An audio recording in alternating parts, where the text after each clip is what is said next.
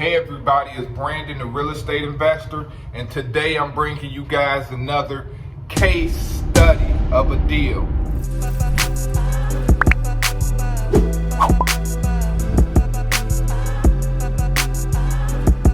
This case study was the second property that I ever got under contract. What marketing was used in this deal? We started off using postcards. So this seller might have got 2 to 3 postcards, maybe a letter. At the time, his mom was receiving this mail, so the time frame of marketing, I could say we was marketing to this property 3 to 4 months.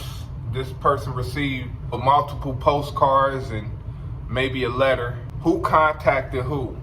The owner of the property contacted me through a phone call mentioning he got a letter or a postcard sent to his mom's house. He just had got out of jail. He was in a halfway house, so he was definitely looking to get rid of this property. From there, the follow-up process started. The follow-up process, how was it? I can say I followed up with this guy maybe 3 weeks to a month, because the initial conversation he called me, it started off talking about he wanted to sell and what price, and from there, maybe 3 to 4 weeks of follow-up before I got it under contract. And the 4 pillars of this deal, the 4 pillars is the time, the condition, motivation, and the price. The time was ASAP. He wanted to sell ASAP. He had been in jail for a few years. He got out and went to a halfway house. His baby mama, maybe wife, ex-wife at the time, she was supposed to be managing this property while he was locked up. I taken it was a rental. She must wasn't doing her job once he got out, and or even heard about the condition. He was through with the property, wanted to be done with the property, so he wanted to move ASAP. And at the price he was asking, I was looking to move ASAP as well. The condition of this property, whoa, it was in pretty bad shape. I'm gonna say about 65, depending on the contract, about 65 to 70,000 in work needed to be done. Electric to plumbing, flooring, siding, roof, paint, drywall, it was a lot. Matter of fact, they end up switching up the floor plan of this property, so it should have brought more value. At the time, this was a 2-1, and I think changed it into a 3, 1.5. Force appreciation. The motivation behind this deal. This guy had just did a few years in jail, was in a halfway house, and this property needed so much work, he just wanted to be done. He needed money, and that was big motivation. He was getting out of jail from a few years. He needed money. He didn't want to fix up this property, so that was his motivation.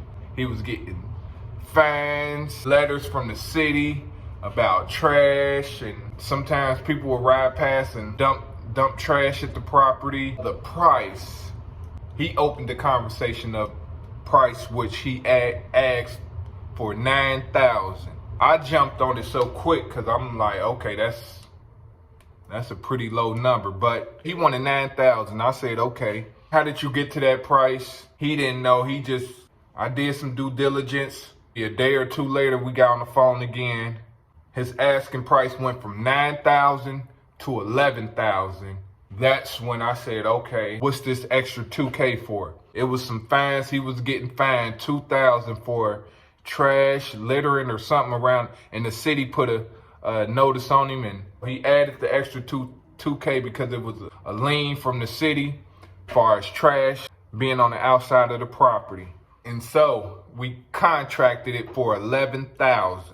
How did we get this contract? I set up a time to where I can come and get the contract signed at the halfway house he was in. I arrived at the halfway house, and me and the seller, we could not meet face to face because he was in the halfway house. I had to talk to him through 2 different glasses.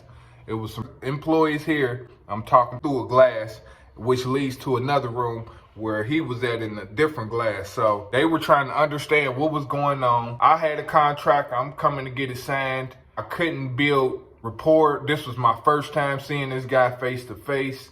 He was trying to be intimidating. I'll tell you more about that in a different story. But I'm standing here and I spent about maybe 30 minutes inside, maybe 35 inside of this halfway house talking to him. The people who's supervising him, far as him staying in this halfway house. They not understanding this is his first time selling the house. Me getting the contract signed, passing it to other people that's passing him the paperwork. That's how the contract got signed. I went through a security gate and everything. The title company we used, it was a lady who contacted me about this deal. She wanted the deal. She said, what do we do next? We wrote up a contract, got the contract in place. She wanted to look at the property to make sure everything was adding up as far as what she was offering, what I had under contract for. I set up that meeting. No, but before that, I set up a meeting with my partner buyer, which is some serious cash buyers. They seen the deal. They didn't want no parts of it. This made me figure out another way and figure out this process of wholesaling. This lady, she contacted me. I set up an appointment with her. But before that, once my partners didn't want the deal, the seller who I had the contract with was ready to cancel the whole contract because he was so done and he thought I was wasting his time. He was coming at me so crazy. I had to mirror and match his energy because he was so aggressive at certain points of a conversation to where my calmness and trying to stay level head was not working. I had to match his energy. So from there, he was ready to cancel it after my partners was not interested in the deal, which led to this other lady, which I found through my local RIA. You got a local RIA, I think you should join because I done gained a lot of networking people and contacts and information as well and education. And that's how I met this lady. She owns her own title company and notary company. So she walked the property with her contractor. Everything was a go. From there, we got a contract in place and we set up a closing date. But before we got that contract in place, I had to go and get this seller back on board and let him know what's going on. And we serious and we looking to move forward. I gained his trust back. We never canceled the contract. It was just verbally, he was ready to cancel. So I got him on board, got the lady who owns her own title company on board. We set up a closing date and we met at the actual property. I got footage and everything.